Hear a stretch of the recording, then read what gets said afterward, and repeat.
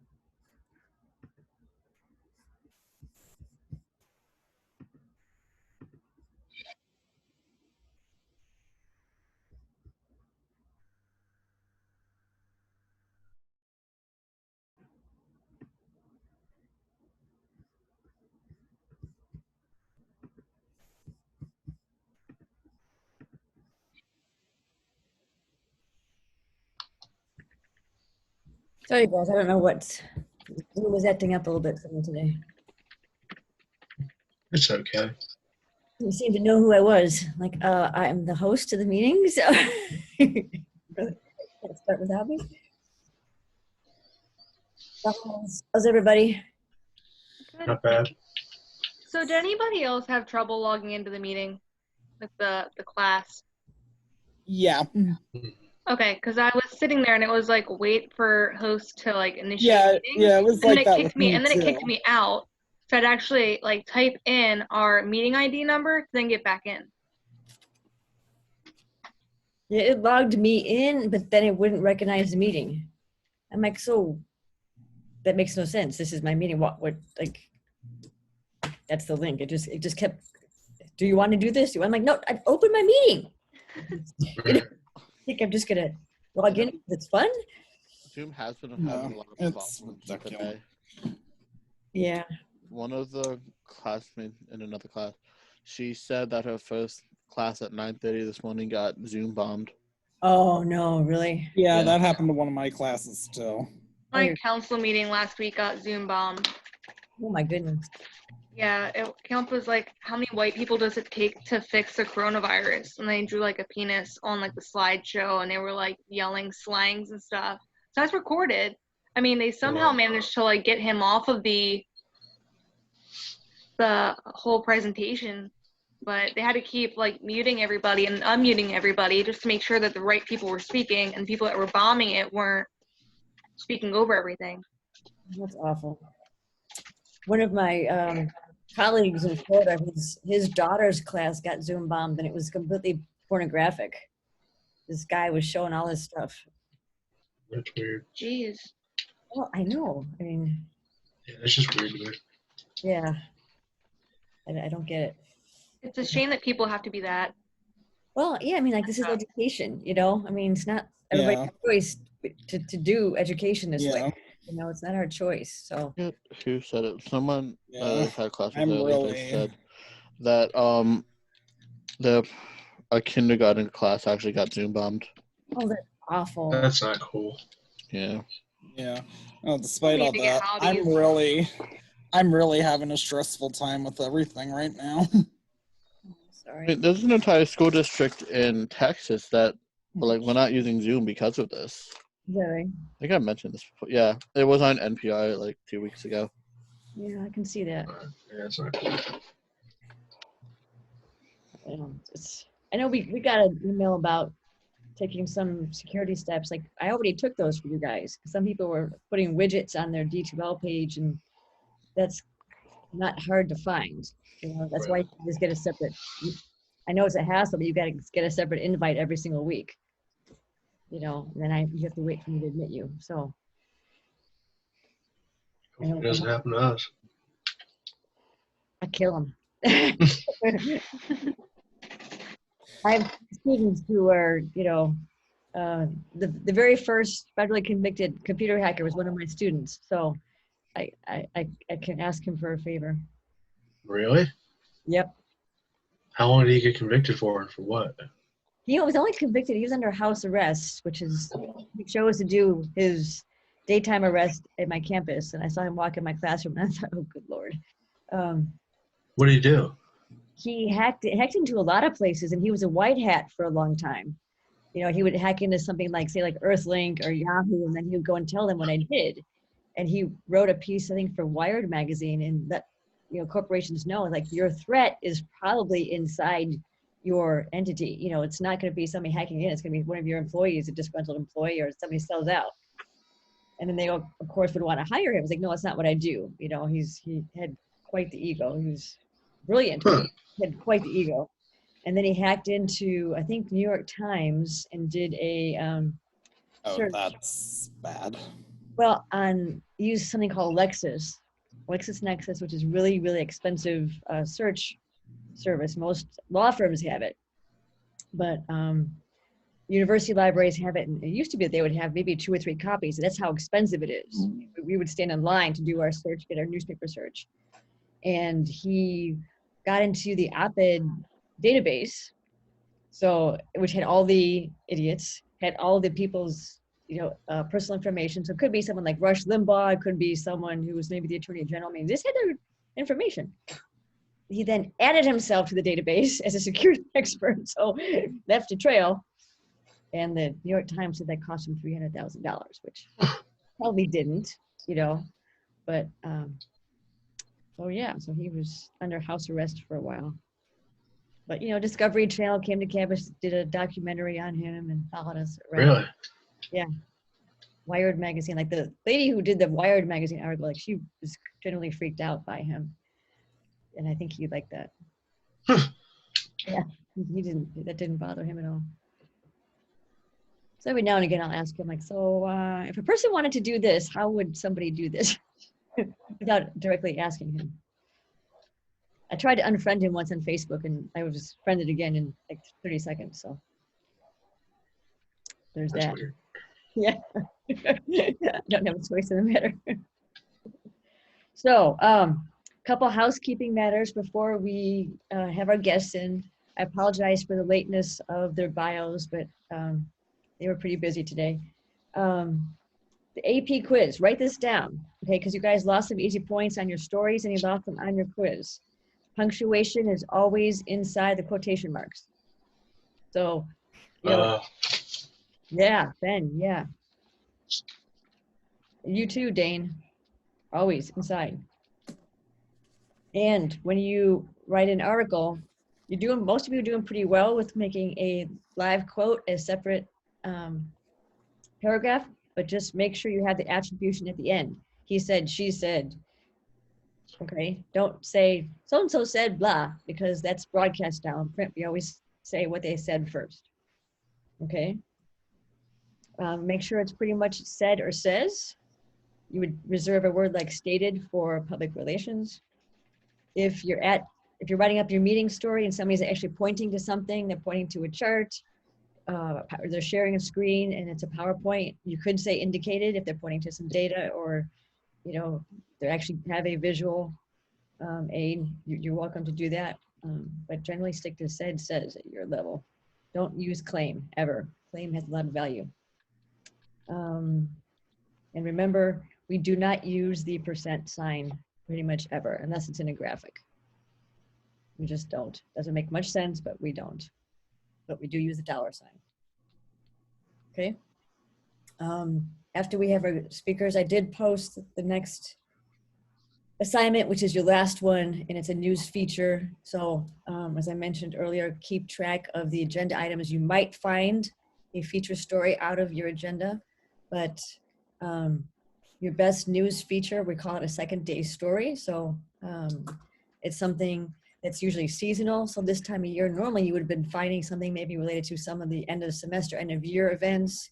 You could look, you know, what are some of the rituals around, you know, commencement, or you could look at, say, we have the Rose Lehman Art Center. Who is this person? You could look at history.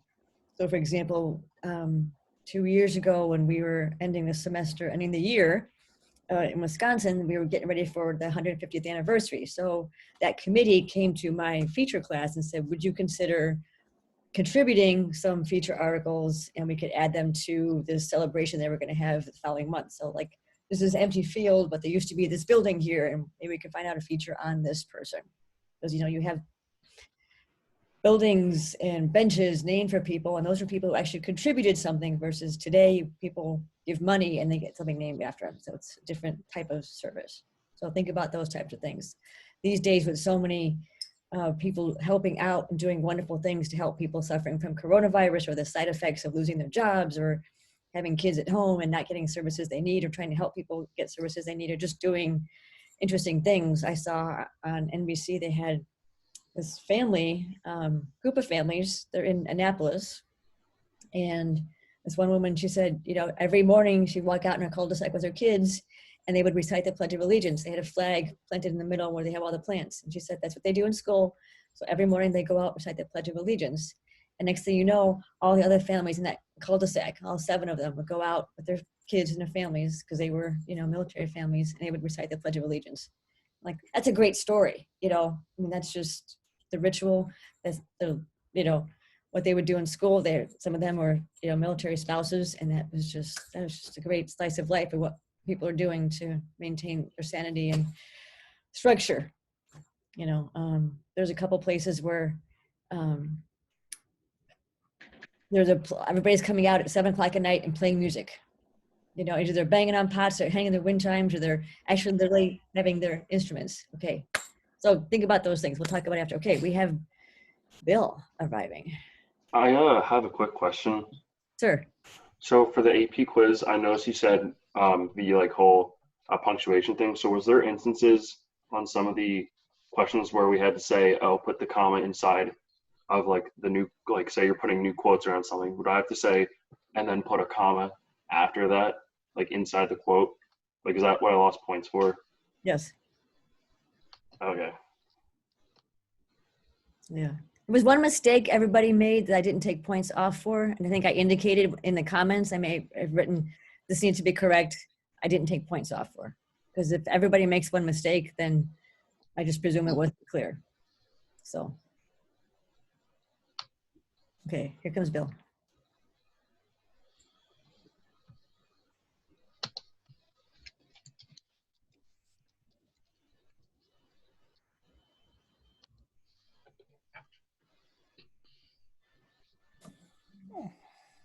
I don't see Bill.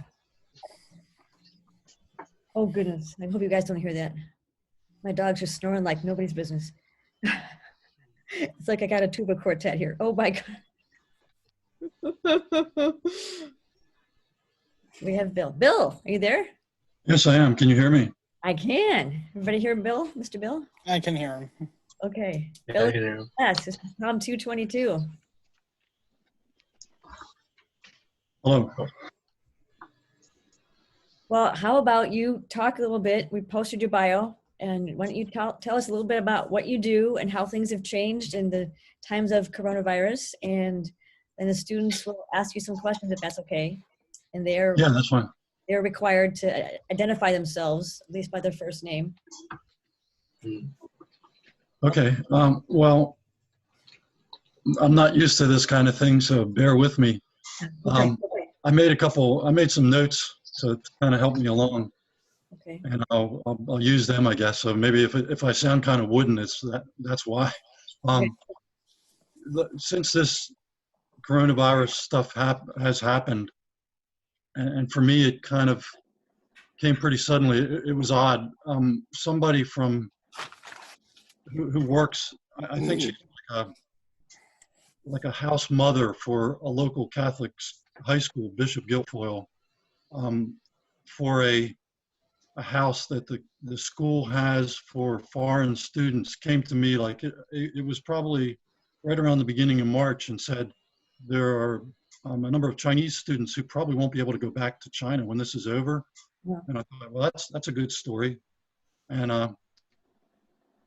so like I kind of made a note to work on it the next day. Well, the next day UPMC scheduled a news conference on the whole subject of the coronavirus, and I realized, well, this is a whole lot bigger than a few people in this area who may have some transportation difficulties later on. So since then, I've done virtually nothing at all except coronavirus stuff, as I said in my little story.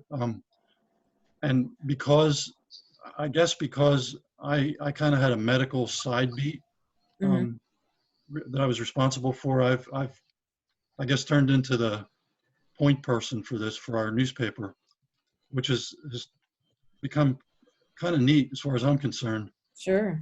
Kind of reminds me a little bit of when I was, I guess I was 25 or so. I was working in a bar in Altoona, my uncle's bar, and a flood occurred in Johnstown, which is about 50 miles from here. You guys probably know. Mhm. It was the third large flood that had happened in Johnstown. Like 70 some people were killed. And I went over to work. Some of the customers in the bar worked for the community action program, and they began taking people over every day. And I went over, and I had a heck of a time, like a really good time, digging out houses of mud and then dirt as things dried up, dirt later. And I just had I was work hours like nonstop, and then come back and work at 8 in the bar, and then the next day I'd do the same thing again. And it has the same kind of feeling for me as doing this, because pretty much all I do, well, I work all day, and then I'm not sure this is helpful to a class, but I work all day on this stuff, and then I run in the mornings, and then hang around with my 2 older kids that are living here with me right now in the evening, and then get up and do the same thing again. And what I'm using for information pretty much is the stuff that comes to me in our email account, and most of it is teleconferences on Zoom or WebEx, or some of them are just plain old teleconferences you dial up. A lot of them are state departments, including Department of Health, which does a webcast. Hey, Kay and Kate, how are you? Which does a webcast every day,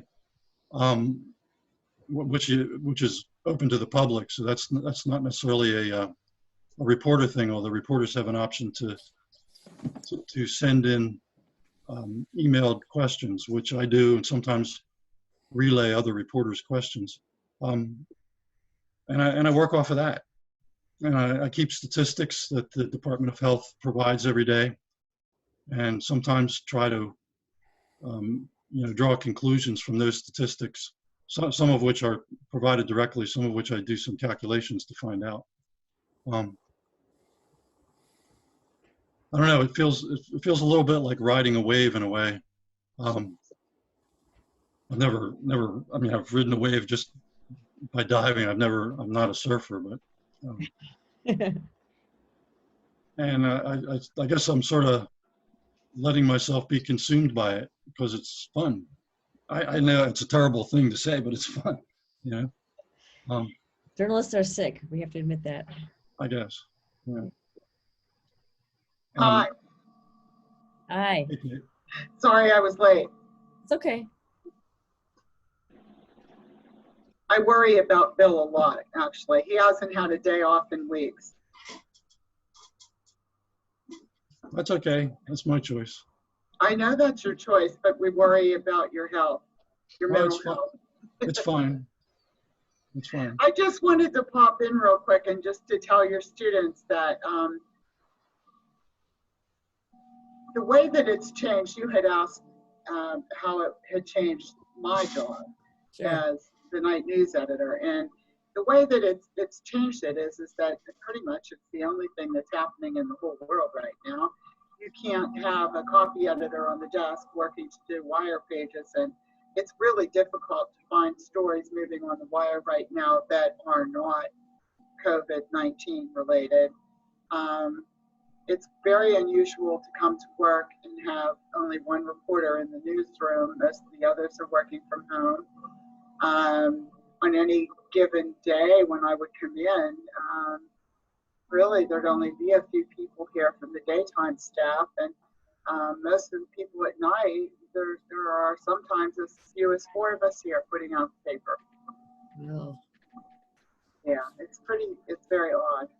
I enjoyed Bill's flood stories though, because that flood missed me by half a block in 1977. I remember it very well. Mm. So I'm not real sure what as students, what you would like. Hit me up with what you wonder about, what you would imagine this would be like. We'll tell you if you're wrong.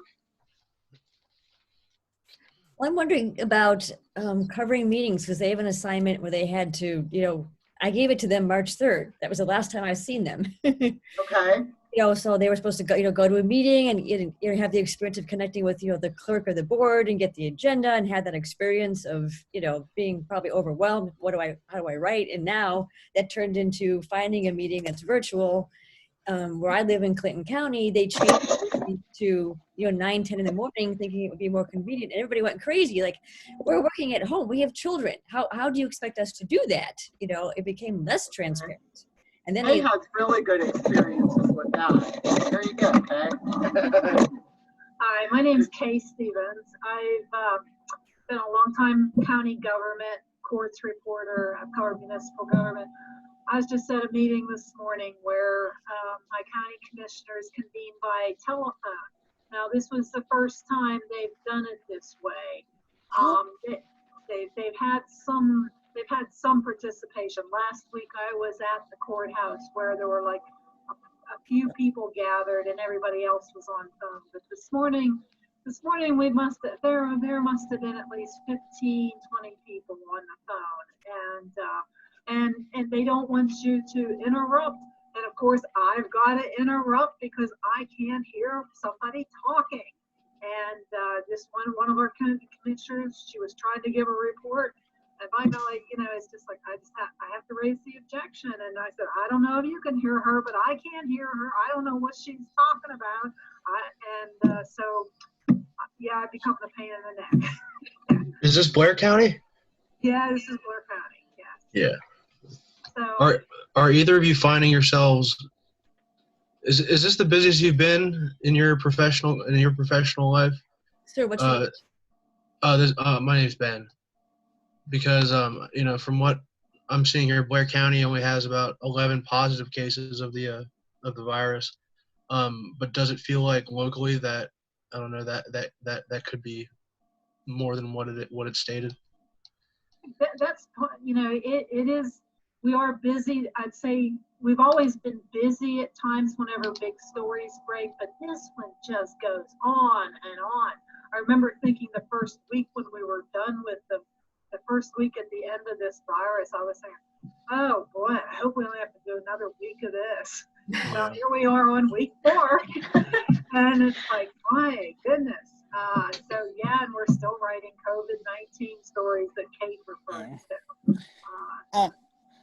My name is Mitch, and I know it is a very stressful time for everybody right now. And like, I know myself, I've been having a very stressful time because my dad had the virus a couple weeks ago. Now, he is doing well. He came home on Friday. So he's doing well, although I have to be in the basement while he's upstairs for 2 weeks. And like, I do have a lot on my plate right now, and it is scary. Like, I'm really struggling with managing, I'm struggling, managing, with schoolwork and taking care of him, because, it's one thing after another. I have to do this, I have to do that.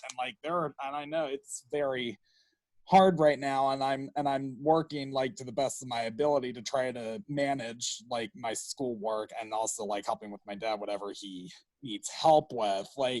Do you guys find that very stressful, right now, very stressful right now, as, reporters, with what's gonna happen a week from now, or even a month from now?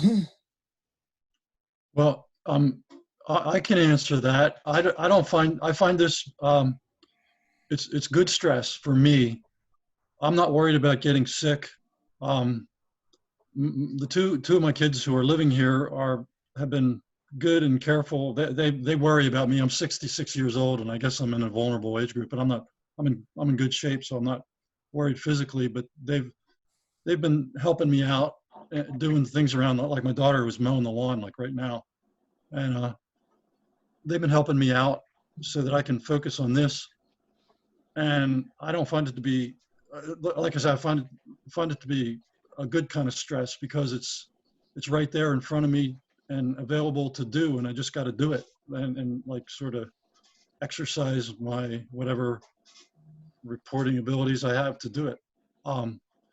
I it's actually less stressful in an anxiety producing way than the normal in certain senses. Kay might have a different thought on I that. was gonna say, I would differ a little bit, Bill, because I would say that it is stressful in terms of it's like the young man who feels like he's got to jumble, many balls. I'm sorry, I forgot your name already, but at the same time, yeah, at the same time, it's like I keep thinking it's like, okay, I'm going here, I'm going there, because I want my story. I want to get myself in a position to get the story. So I'm still going to court every day. And it's like the attorneys are in there wearing masks last week, and I didn't have a mask with me, but now I've got one with me now. But at the same time, I realize, hey, anytime I could get sick. I could get sick like the 37-year-old woman that Bill wrote about in the paper a couple of weeks ago. It's like I'm out there. I am cleaning off the handrails that I tend to use. I do tend to use handrails at like any building I go to. It's the way to keep from falling. And yeah, definitely, I'm very well aware that I could end up sick too, but I'm trying to do everything. I do wash my hands regularly. I do everything, but it is added stress. And that's Sam, I really This is Ben again. One of the topics that's come up now amongst this pandemic topic is the idea of essential work. I work in a deli, so I'm deemed an essential worker. I'm getting hazard pay, etc. I don't know if it rings true still for like journalism. Is that considered an essential business during a time like this? And if it is, like, are you seeing hazard pay? It is considered an essential business, but I don't think we deserve hazard pay because, well, Kay may, because she's been going to court, but I've been working from home almost exclusively. Right. So maybe Kay should get hazard pay, but not me. Right. I don't know. I also thought I was going to have a First Amendment case on my hands too, because whenever the state closed down the courts, they did not include the media in the court proceedings. Unfortunately, our president judge in Blair County said, "Oh, I'm not excluding the press from our court proceedings." So he said that. I thought, okay, well then I'm going to be there. Right. Now that they are scaled back. The court proceedings are scaled back, but at the same time, yeah, I definitely. We are essential. The First Amendment is very essential. This is Dane. I just have a quick question. So say this thing, because, we don't know how long this might last, but say this thing lasts for like, I don't know, 3 months, like from now. At what point do you think you would get bored of just covering this? Because, this coronavirus is taking out a lot of different, topics because of like shutting things down. I don't think I'd get bored at all. I was gonna say, if I would have gotten bored, I would have been out of this business, 30 years ago. I still love the business. I love a good story. I love telling people what's going on. I think if you tell a story right, every person has a story. It's up to you to dig that story out of that person. Maybe it's like Bill was talking about his history of helping after the Johnstown flood in '77. Everybody has a story, and they're all different. What happened to Mitch with his father is different, maybe from what happened with me or with Bill or with Kay. They're all different, and I think if you keep telling the stories and you don't look for necessarily the similarities with every person that you meet or come in contact with as you do your job, you'll find that they're all different in the stories you make. I'll still be a little bit about COVID-19, but I think the stories are all different. Bill? Yeah, I think, like, I don't get bored. I used to be a carpenter, and I didn't get bored working as a carpenter, and I don't get bored working as a reporter, because it's a craft. You gather information and you put it together, and it's difficult. It's difficult for me. It's always been difficult for me. Actually, since I've been doing it, it's almost like it's made it a little easier this time because of the similarity of the subject matter and the depth which a lot of these teleconferences go in the subject matter. So it makes it easier to understand, and it gives you some momentum to hold on to from day to day. But it's never been boring. Maybe because I'm not the smartest cookie, and it's a challenge for me all the time, but never boring. Yeah. I have a question for Bill. So how are you finding the feature stories? People who are struggling, or maybe people who have survived, or people who are the helpers. They're helping out at a food bank, or they're helping out, with children's enrichment. Or how are you finding the story behind the data? Well, actually, I haven't been doing too many feature stories. Just a couple, maybe one for sure, and that kind of came to me. Somebody in the newsroom noticed on Facebook that somebody was reporting that they had COVID-19, and I got one of our editors knew the family and got in touch and gave me the number, and I called and talked to the husband of the person who had the coronavirus. So that was, can't take much credit for that, but I did the story and it worked out, I think, all right. Most of the time it's been kind of easy because the stuff kind of comes to me through email, and I've been paying attention. I haven't really gone out and dug for it. I've been doing a little digging through the statistics somewhat. Like today I did, to get some per capita information. But so no, I don't think. I guess there's probably less of that now. Who sends you those emails? That's my role. Say again? Who sends you those emails? State agencies and departments, mostly, because I guess they must get notifications of the stories that are written, and they send to the reporters that do the stories. I imagine Kay and probably everybody gets those kind of emails in our newsroom, but it's my responsibility to kind of pick over the ones that are worthwhile, and I do. So there is a selection process. Right. I mean, like for instance, if Mitch is not a local person, but if I had encountered him in some other context, I'd probably be asking him to do a story on his experience with his dad, Right. But that's sort of an accidental thing, you know what I mean? Right. But my role here has been mostly to just keep track and maybe do a little coordination and produce a story or two, or once in a while 3 every day, Yeah. How are you finding your sources to interview? Are you just using the statements from the press releases? No, not most of these quote unquote encounters are webcasts like we're having now, or that are just online publicly that I can access, and they involve reporters asking, including myself, asking questions of officials like the State Health Secretary Rachel Levine and Governor Tom Wolf, or like the Department of Corrections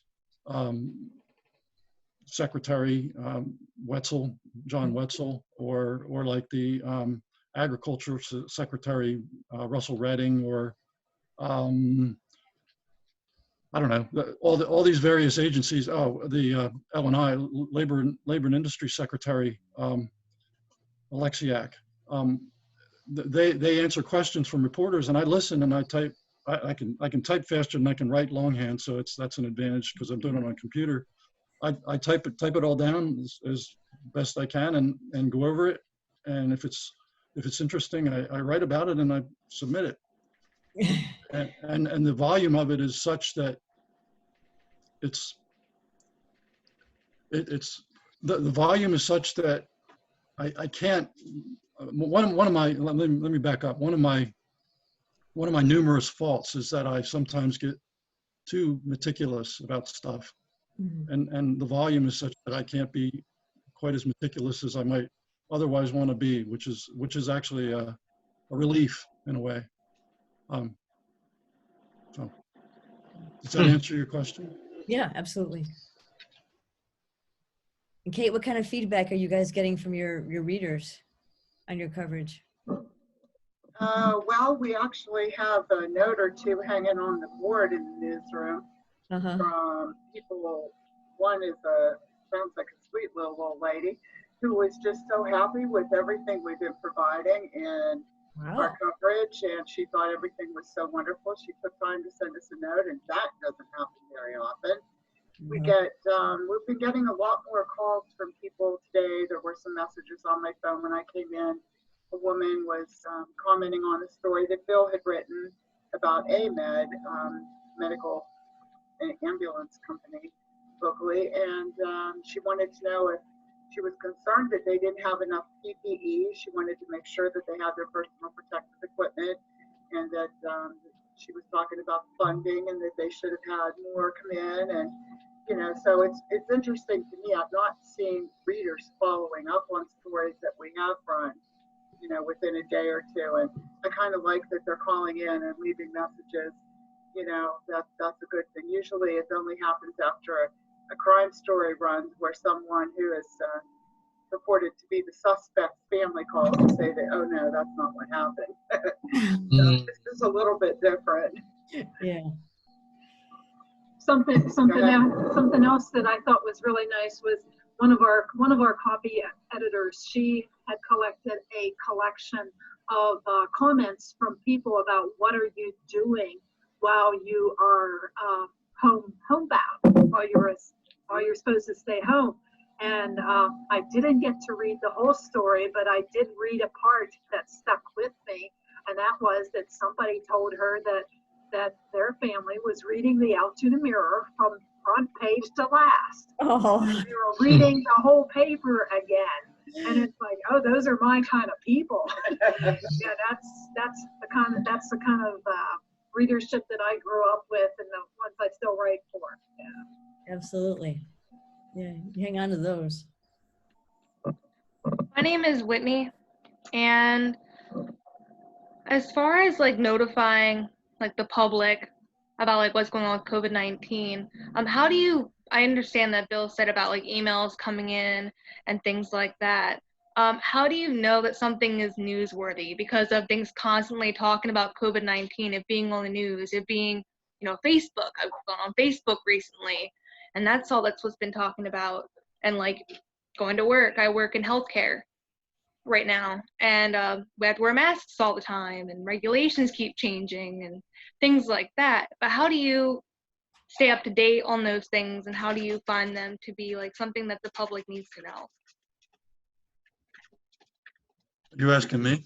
I'm asking all of the wonderful reporters sitting in front of us, taking our time out of their day. It's just like, because everyone's like kind of, yeah, because everyone, you're talking about COVID-19, but Kate and I forget what your name is, sorry, I slipped my brain here, Kay, are covering COVID-19 stuff. That's all that's being really, I guess, important at this point in time. Like, how do you find things to be published that people don't already know? Well, I think things change. The whole thing is in flux constantly. So I think it is worthwhile keeping people updated on it, because it's actually, I mean, it is literally, for some people, a life and death matter. Mm-hmm. because it is entirely possible that a little bit of carelessness in the form of doing something that is quite ordinary, going to, say, Sheets to get coffee, although you can't get the cups of coffee anymore that you pour yourself. To get a soda, you touch a surface that they hadn't cleaned recently, that somebody had touched who was COVID positive and maybe didn't even know it. You go out, you wipe your eyes, you get it, and if you're vulnerable, you die. So it's worthwhile, I think, giving people accurate and timely advice on what's going on, or information on what's going on with the situation, because it's not a static situation. I mean, it's absolutely true that if you came back a week from now, it would still be a pandemic, and the general outlines would be the same, but the differences would be significant from place to place. Like right now, it seems like the situation here is pretty calm, and then it's remained pretty calm, which is pretty extraordinary, given that it isn't so calm a few hundred miles away in New York City, although it's starting to calm down there. But the changes are significant enough and not obvious enough that they're worth communicating. I guess, does that make sense? I don't know. Yeah. And I guess something that, that we do as local reporters, I mean, there's always the question of, okay, so if it gets worse here, are we ready? Are we going to do that? And so that's something that basically we look for those kind of stories. I'm out there at I'm tuning into this meeting via telephone to my local convention center authority, because the convention center authority is probably they've got a handle on somebody might want to use their building as a healthcare place. And so you bet I'm going to follow that story, because definitely if we get worse, and that's always the threat, if we get worse, our convention center is ready to take in a whole bunch of ill people, which would be a first for that group. And so in answering your question, Whitney, I'm trying to say that it's like we look for ways to tell people that, yeah, we've got some plans locally, we're doing this, we're doing that. Bill's story about AMED without enough personal protective equipment, that's relevant. Yeah, we're looking for ways to tell people what our local situation is. Yeah, too. And have you ever written a feature story that affected you directly? How do you mean? Meaning, like, in your community, like I understand you're you're a local paper, but have you written a feature story that was like close to you, like kind of like close to home? Yeah. One of my children was for a while a methamphetamine addict, and I've written about drug addiction and parents whose kids have died of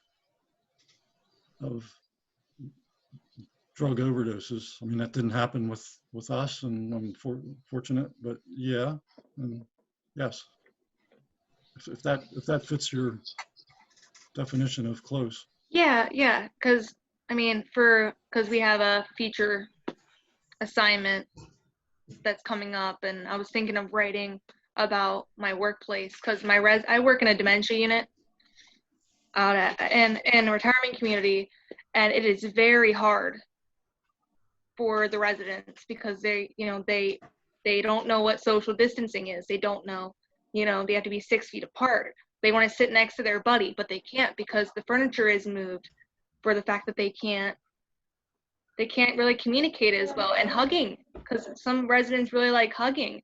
You can't hug them. I mean, you can, but like it's a risk. It's just that touch and knowing that you're there for them because their families can't see them. So I don't know if that was something that would actually be okay to do because I'm physically, there. I'm seeing it. I'm seeing the residents every day, how their behaviors change. I think you can I would do say it. that would be a tremendous story. Yeah. I think it's a good story idea, and you can look to your teacher for some guidance on how you want to handle it. Source it. Absolutely. That would be a great story. Get people to talk about it. Talk to their families. Get the people who work there to talk about it. Don't let yourself be a source. Okay. Well, why, not to disagree with the teacher, but why shouldn't she write a first person story on that? I was going to say, yeah, first person would also be an option. And still getting them to not write I. They keep writing I. They keep reporting their interviews right now, and we don't want them to do that. I asked this question, and she said this. I asked it, I'm like, no, do not report your interview. So they're still reporting their interviews right now. So If you use I, it's showing a form of a bias. If you show other people stating things, it doesn't seem like your story is biased. Like as a journalist, I think you're supposed to be writing third person. yeah, you're supposed to be right. You're supposed to be speaking people's general voices, but also your own in a different manner. Right. They say, not what you asked. Because nobody cares what you think. Nobody cares what you say. I mean, your parents probably do, but that's kind of a lie. You really don't. Just stop talking. I will say that I did read a good opinion piece. It was on the internet. It was written by a friend of mine's daughter who is she's a frontline nurse in Richmond, Virginia. And she's been dealing with COVID, and she's been dealing with all kinds of other stuff that nurses deal with. And by golly, I'll tell you one thing, she wrote a good column. And that's what it would be, though. It would be a column. It wouldn't be a feature story. And because she was offering her opinion as well as a picture. She was painting a picture of what was going on at the hospital. That's different from a feature story. Definitely different from a news story. And that's why I said, look to your teacher for guidance on how you want to handle it. But you still got a good story. You got a good basis for a good story there. Is there a difference between a feature story and a news story? Like, what are like the main differences? News story book. So if you were to write that story about, say, right when the guidelines came down for social distancing and the shutdown of not being able to allow visitors, that would be your hook, and you'd be describing the change and the reaction. You'd have to have some reason that would make it a news feature that would say, well, now we're 3 weeks into it. There's some event that makes it the news hook that says this is why this is news. Or for example, I don't know if you happen to see that picture. I saw it on NBC News where the young woman was interacting with her grandfather through the window, and she holds up her hand and she points to her finger to show him that she got engaged. And then the next picture is them holding hands, touching through the window. So that was huge. It's this milestone event that you can't share with her grandfather in person. I mean, that touched everybody's heart, because he didn't look very young. Let's put it that way, So, and the look on her face is obviously he's someone very important to her. So, the feature there is she's rushing to tell her grandfather, yet she can't tell her grandfather. She can only show him, So, I mean, that's a heck of a story. That shows the true impact of what this is like, keeping people apart. So that makes sense. So we call it, this news feature, we call it a second day story. It's not breaking news, but it's something that's happening the next day. Sometimes the line is blurry. Yeah. And when you're not writing about COVID-19, what do you guys normally write about as government reporters? I typically do court coverage and county government. So basically, I do jury trials, court hearings, crime type of things, and then also I also write about our county's government as far as anything that has to do with real estate taxes and things as far as the kind of maintenance of the prison, maintenance of airport, and basically, yeah, how our county keeps going on a day-to-day basis. I write mainly about city government, city of Altoona government. I guess you'd say I'm called the City Hall reporter. And that city government includes city council and probably about 15 different agencies that are connected with the city, like the Altoona Water Authority and Amtran, the Transit Authority, and the Altoona Housing Authority, and then various organizations that are multi-municipal, like the Recreation Commission, and the intermunicipal, or the Intergovernmental Stormwater Committee, things like that. And then I also cover Logan Township, which is the municipality right around Altoona. It's the second biggest in the county, and Tyrone, which is another municipality. That's my normal stuff. So is somebody covering their meetings? Are they meeting virtually now, or how's that working? Well, it's kind of getting a little bit left in the dust. I have attended a couple. The last city council meeting? Well, the last two. One was canceled, and then one they held virtually. And I have yet to find the time to report on that yet, because it kind of got shoved aside by the COVID stuff. I mean, I haven't forgotten about it, but. Did they change their time? I'm just curious. No. No? They did not. Okay. I'm just wondering if Lock Haven and our borough were the only ones that said, we're going to meet at 9 o'clock instead. And by the way, we're laying off 24 people. Yeah, that was crazy. For Altoona, would the council meeting that you said had just happened, would that be the first time they ever had a council meeting virtually? I don't know. Didn't occur to me to ask that. It might have been. It might have been. The Mount Joy one that I attended, they said it was the first time in history that it ever happened to be that way. Mm-hmm. And because of current circumstances, they're not sure when it's going to change. Mm-hmm. As long as the stay-at-home order is in effect. Right. Yeah, I should have asked. I didn't. Rookie gotcha, huh? Yeah, I guess Kate just asked me about any kind of sunshine issues that come up with these kind of meetings, and it's like, they're still kind of new. These virtual meetings. I mean, I noticed the school district was doing theirs, or our local school district was doing theirs they were live streaming it on I think on some type of format. But it's I'm bothered by it. But I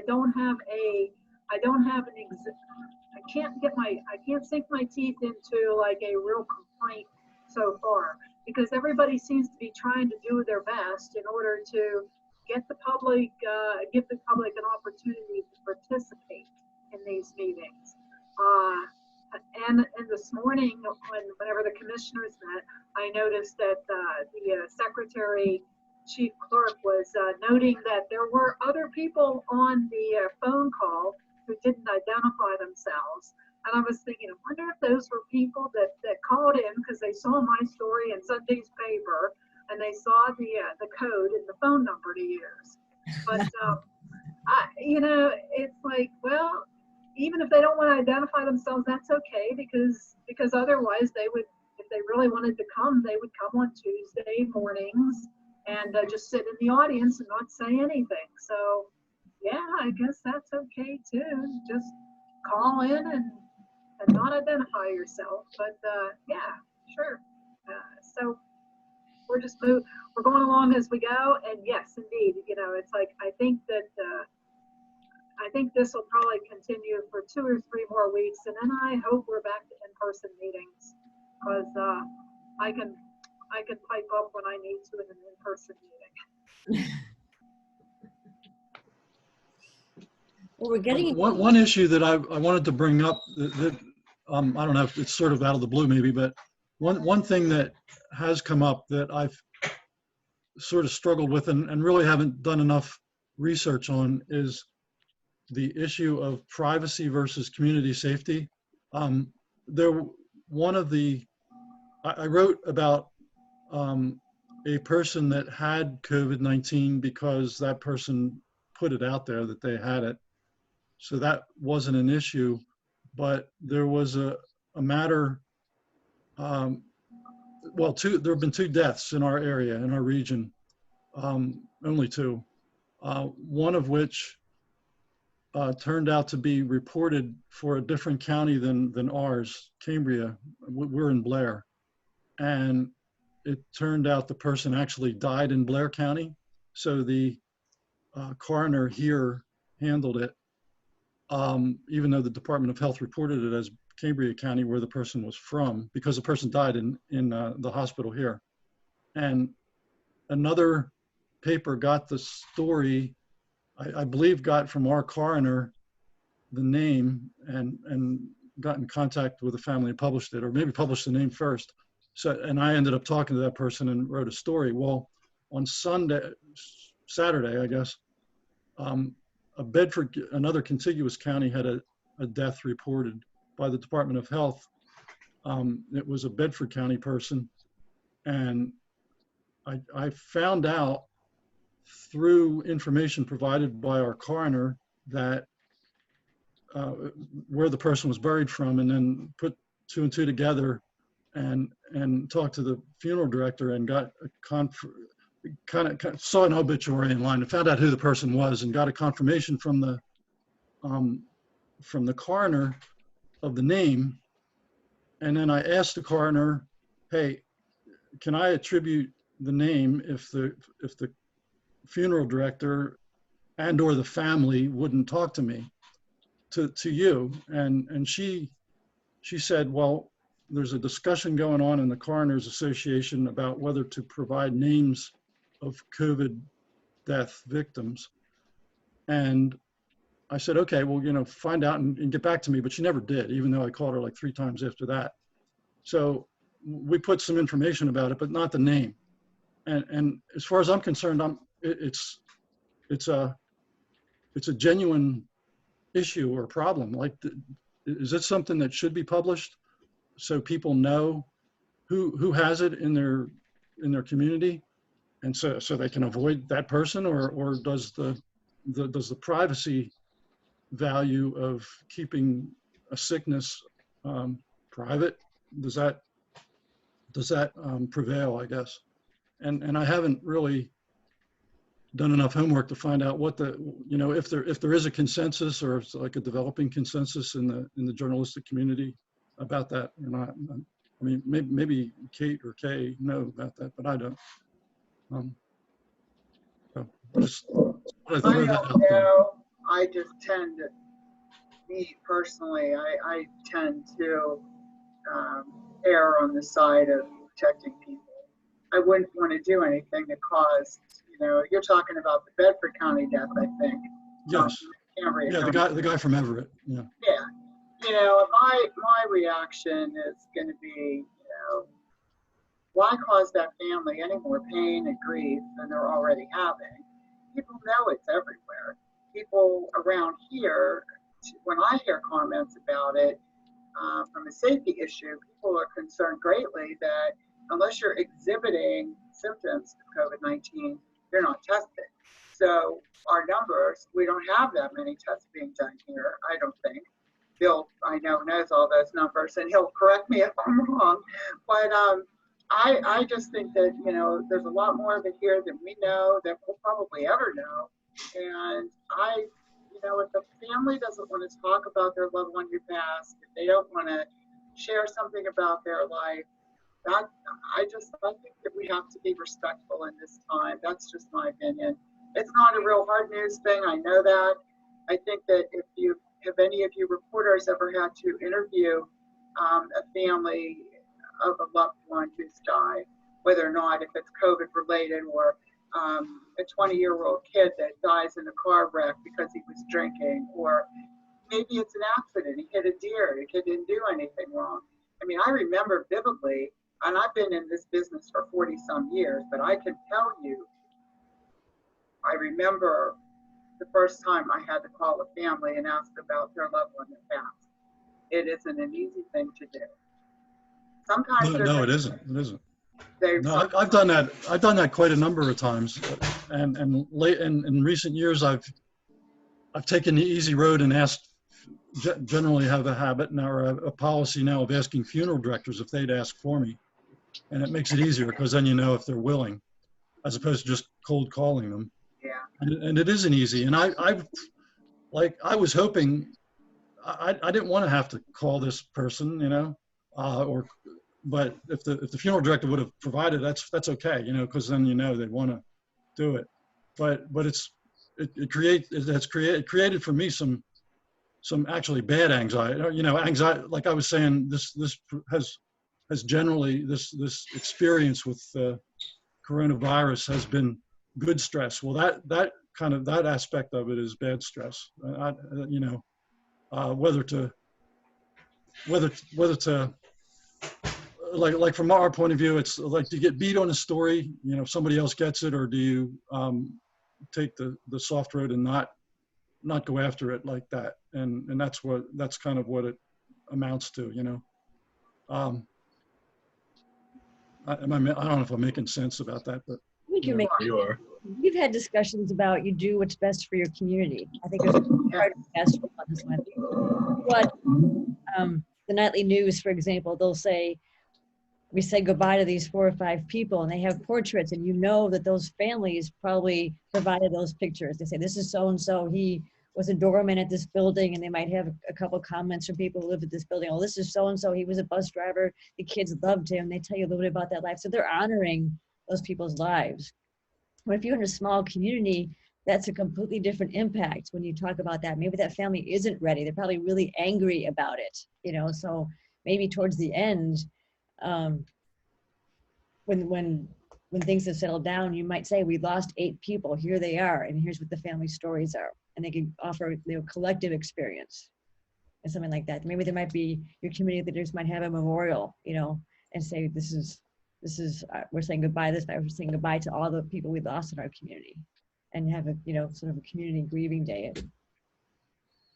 We did that at 9/11. We lost a lot of firefighters at 9/11, so we had like a community event so we could say goodbye to everybody at once. And I think it was much more healing for our community. I just wanted to kind of add on to this conversation. I think it's interesting that everyone's talking about, you know, funeral directors and things going on. My father is actually a funeral director himself. He's 5th generation. He's been in the business for like 20 plus years. And I've helped out with a lot of stuff for the past couple of years. So like I kind of know the ropes of it. And what he's been having lately, you know, with this whole COVID-19 thing is, you know, it's been different for him. And he's not shy to tell me like how his business is doing and like what's changed. So it's kind of odd for him, but he's been going through the same thing with journalists trying to like, you know, get in contact with him. But he's a very like private kind of person though, like regarding like the families and their own business. So I thought it was just interesting that you guys are talking about something that was so similar to like what I've been experiencing. I have a question for you. I'm sorry. I have an answer then. What's your first name? Dane. Dane. I'm Kate. I wonder what was, you said that it's been generational. So I remember years and years ago when HIV was a new thing. A lot of funeral directors were wondering how to continue to do their business, but in a safe way to protect them from getting anything. Is that like an issue for your father? See, I think that would be an interesting story. So what's been happening, I'm in Dauphin County. Okay. So we live very close to the Hershey Med Center.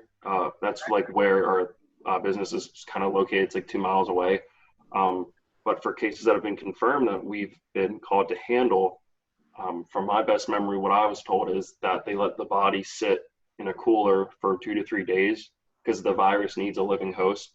So they do that in a way just to ensure like it's, it leaves or it dies off in the body, but we're not doing any like viewings or funerals, like, or mass graveside services that are more than like just the immediate family, like no more than like 6 people. Thank you.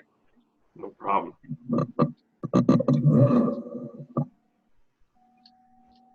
Come on, Bill. I know you have more to share. Well, I think I better go because I'm supposed to be over at cricket field at 7:30, and it's 10 Okay. after. Thank you very much for sharing your time with us, Bill. Yeah, thank you, Bill. Thank you. Come on, clap. Thank you. You're welcome. Thanks for asking me. So, see ya. Thank Bye. you very much. Bye. Talk to you later. Okay.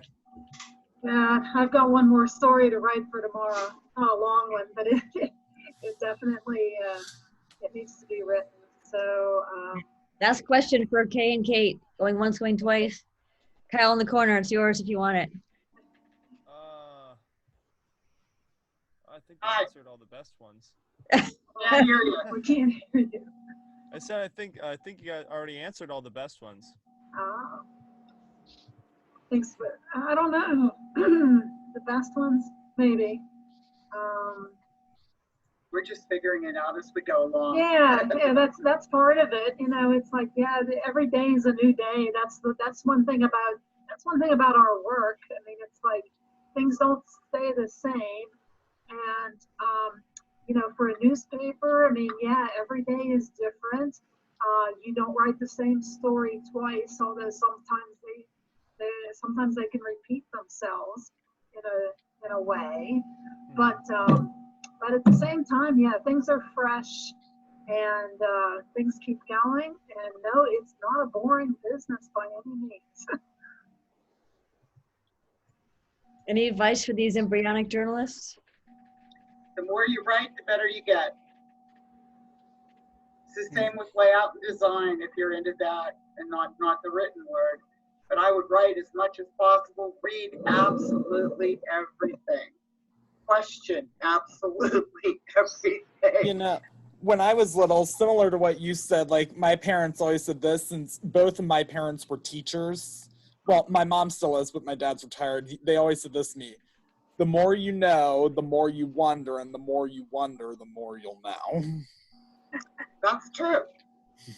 Sometimes I worry that I'm going to run out of years. There's just if the world's changing faster than I can keep up with it, as is evidenced by my late arrival on Zoom. There's just so much out there, like I know with my grandchildren, trying to teach them, things. Oh my goodness. Some like to read, some don't, there's just so much to share.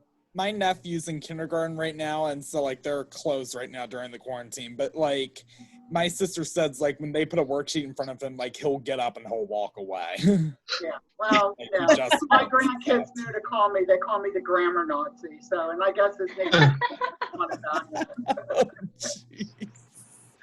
It was really wonderful to meet all of you, very, very much. If you need anything, call me. Okay. Thank you. All right. Thank you very much. Appreciate it. Good luck. Good luck to you all. Thank you. Good work. Thank you.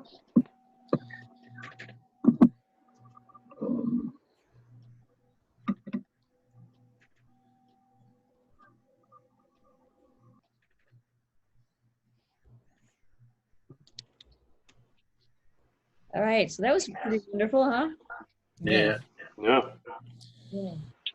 I don't know them well at all, but it is a sister paper. I know Kate pretty well. We've been on pretty parallel paths.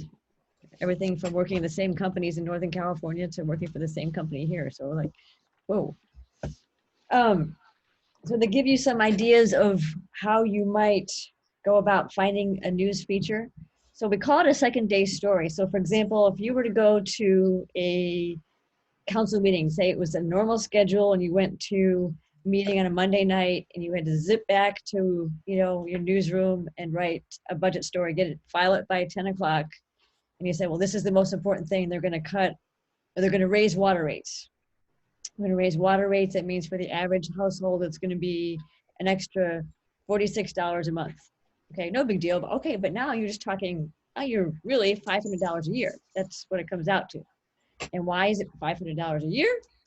Because, they put an improvement system. We're in a drought. They told people to conserve water. They conserve water, and whoops, it's less revenue. I mean, it's just typical cycle that happens. Okay. But then you're like, oh yeah, but they did these 2 or 3 other things. They set fair dates, or they opened up this. They're going to do some improvements. They're going to close some roads.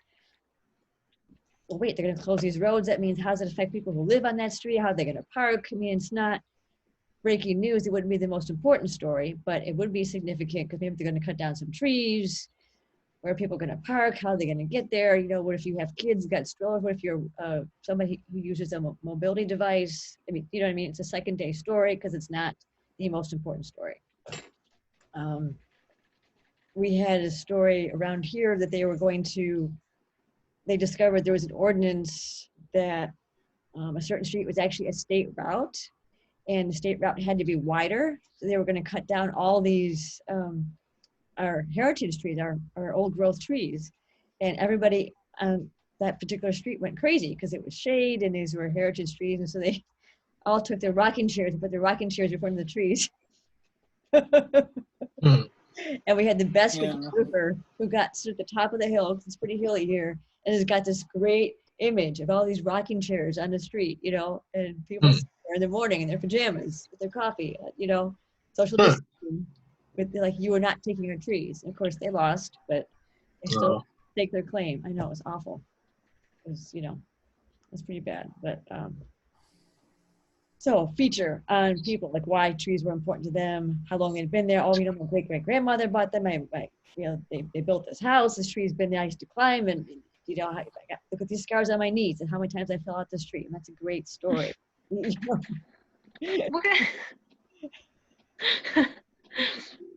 People How do you know if the scar is legitimate or not? Well, who would lie about that? I don't know. You never know. People are weird sometimes. I don't know. I got some great scars climbing trees on my knees. I'm just saying. Climbing trees and climbing rocks are totally different. I have a quick question. Sir. So, I don't know if you'll allow it, but could I use the funeral home as a feature story and stuff like that and get information from my father, or does that not count? Ordinarily, I wouldn't let you guys do this stuff because that's completely unethical, but because we're in strange times and you can't go out and about, I will allow it, but you still have to write from third person. You got it. You still have to have the required number of sources.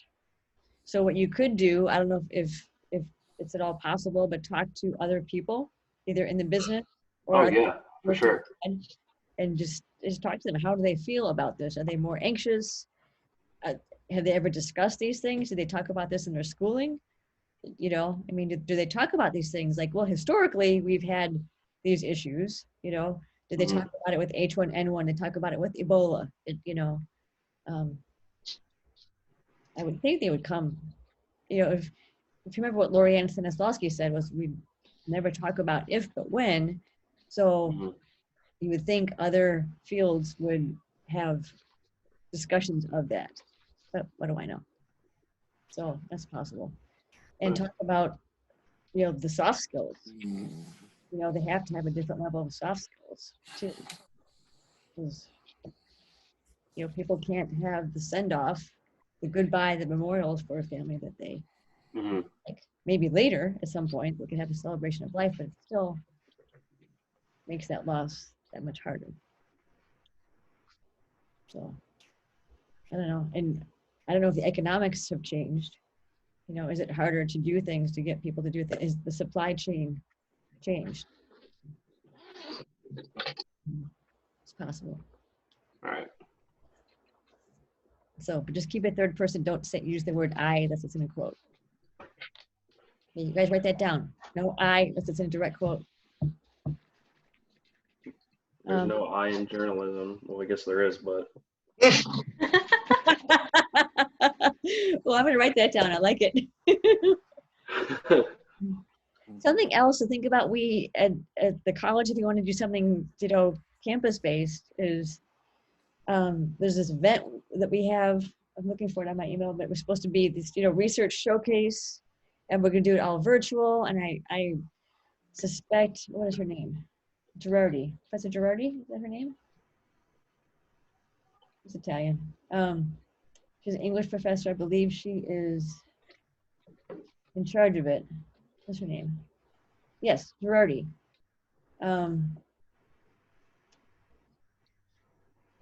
But now the whole thing is going to be virtual. Normally it's kind of a big deal. Well, students ever present their research.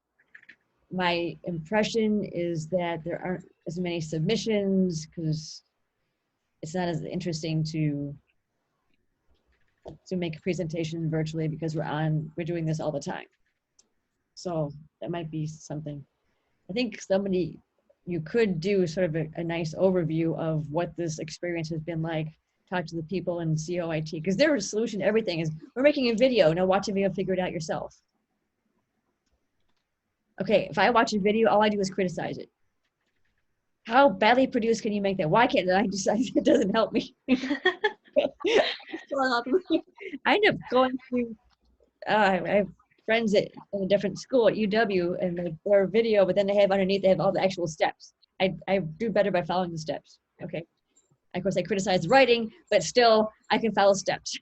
Don't make me watch a video to figure out how to do something. I don't learn that way.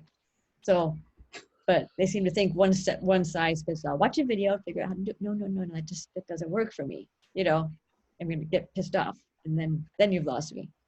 So, how are they managing? Did you guys get that email today? It's like 5-minute. It was from Ski. No, it's from Jeff Gerstein. It's like, do all these things to connect and do a 5-minute stretch and do, I don't know. It's like, I'm on this computer enough. I'm not going to do it more. No. Yeah, it's bizarre. I'm like, no. I mean, I appreciate it, but no.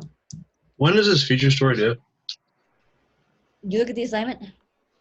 It said it was due May 1st at 5. Yeah. Yeah.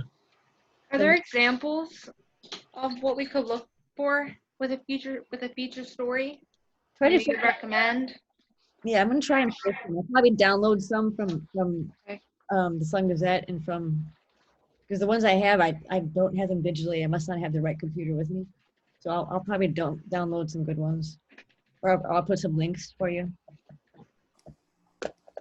But say an example, if you remember that piece on the teacher who was quadriplegic with the guide dog.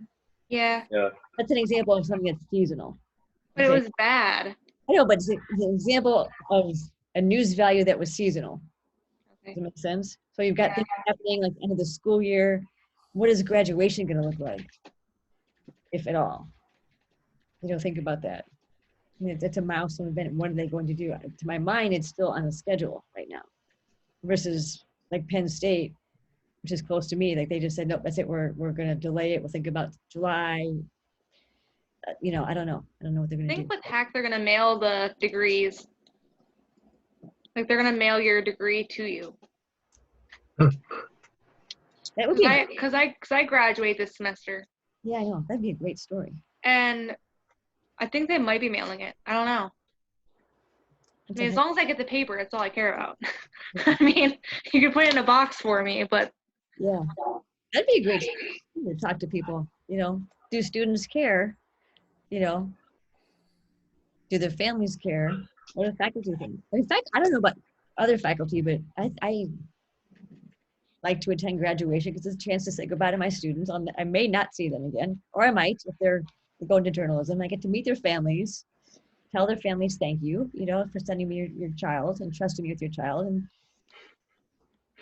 metaphorically speaking, if someone were to do that topic, would that quote be applicable? Yeah, that graduation? The quote you just said. If someone were to actually pick that as a topic, would that be allowed to be used? Yes. I think that'd be a great choice. Anybody that's for grabs. It would be a great choice. Kyle in the corner would be a great choice. Yeah.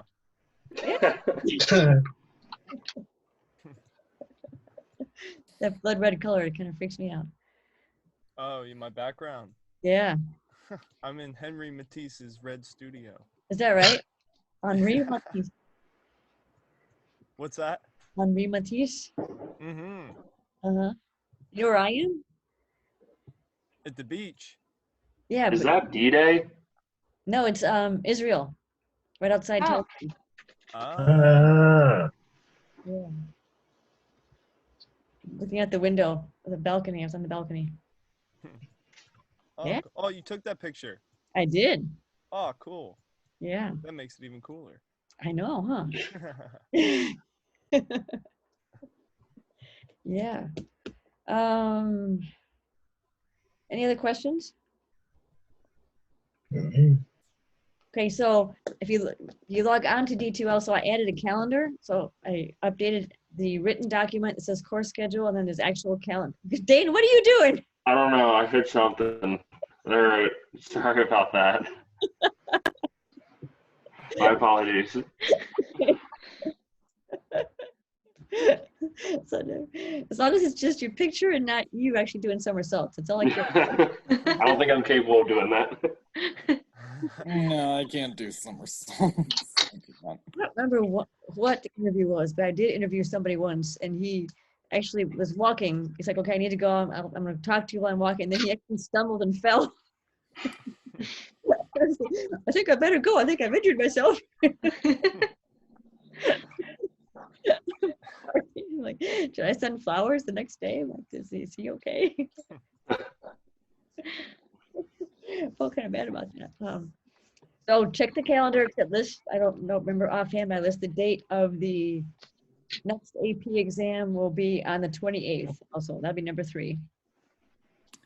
I'll take the topics. I don't think I have it figured out yet.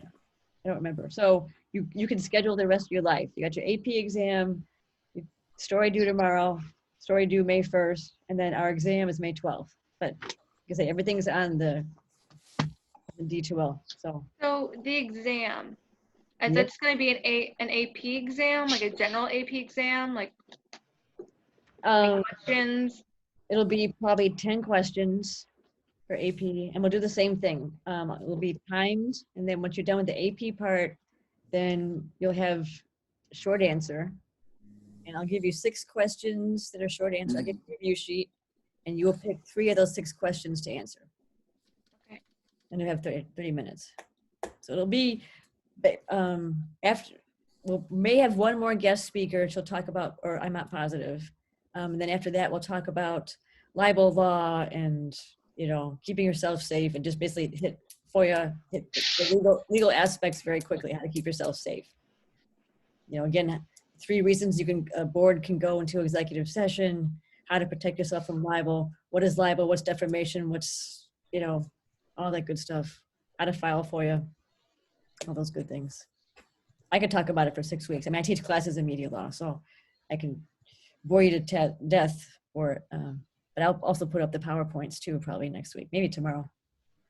So, but the short answer will be pretty much on those aspects, So it won't take, it'll take about an hour and a half, I would imagine. But I will announce the topics of the AP exam. It won't be any different than what you're doing right now. So, and that's on the 12th. Yes, the 12th. No, yes. I have no idea. Wait, it's May. Yes, the 12th is the exam. Okay, everybody good? Yeah. Okay, articles due at 5 p.m. tomorrow. All right, be there, be square. All right. Bye. Okay, all right, take care of yourselves. Hi. You too. See ya. Okay, bye. Bye.